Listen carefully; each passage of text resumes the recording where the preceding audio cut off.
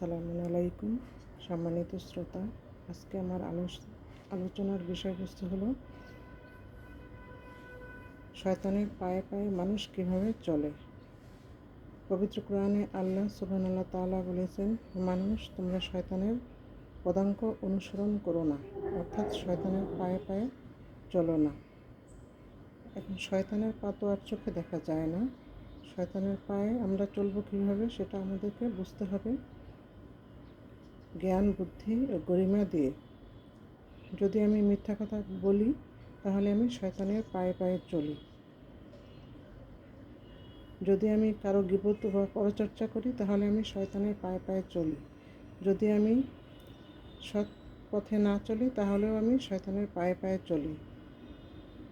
আবার যদি আমি কারোকে ঠকাই বা মানুষকে মন্দ বলি, মানুষের সাথে খারাপ আচরণ করি, তাহলেও আমি শয়তানের পায়ে পায়ে চলি।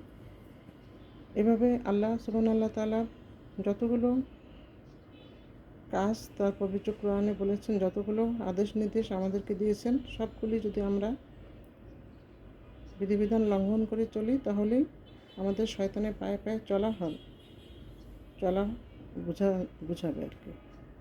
তাই সম্মানিত শ্রোতা, আমরা শয়তানের পায়ে পায়ে না চলে আল্লাহর বিধিবিধান ও ল অনুসারে চলি এবং জীবন ও দুনিয়া এবং আখিরাত উভয়ই জীবনের সুন্দর ও মঙ্গলময় করে গড়ে তুলি। ধন্যবাদ সবাইকে। ভালো থাকবেন এবং অন্যকে শোনার লাইক কমেন্ট ও শেয়ার দিয়ে অন্যকে শোনার সুন্দর সুব্যবস্থা করে দিবেন। সব কিন্তু আমারই মতো সমান সমান পাবেন। আশা করি ভালো থাকবেন। খুদা হাফেজ।